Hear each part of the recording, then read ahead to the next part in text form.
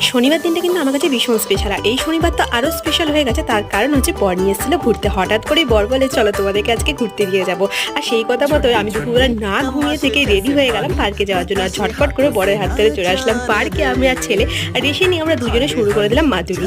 আর পার্কে আসলে কি আর নিজেকে সামলানো যায়? নিজের বাচ্চা ভাবটা কিন্তু সেই বেরিয়ে আসে পার্কে গেলে। আর ঠিক সেরকমই কিন্তু আমি অত্যাচার শুরু করে দিয়েছি।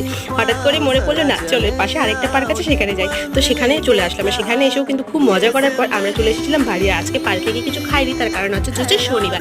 শনিবার দিন কিন্তু আমাদের বাড়িতে নিরামিষ খাওয়া হয়, লুট দেওয়া হয়। আর সন্ধ্যাবেলা লুট টুট দেওয়ার পর বাড়িতে আনা হয়েছিল পেঠা, যেটা বরের বন্ধু পাঠিয়েছিল। সেটা খেয়ে সন্ধ্যাবেলা পরিয়ে ঠরিয়ে ভাবলাম না কিছু স্পেশাল বানানো যায়। কোনো স্পেশাল মানুষ আজ বাড়িতে রয়েছে, সে নিয়ে গেছিলো ঘুরাতে, তো তার জন্য তো কিছু একটা বানতে হয়।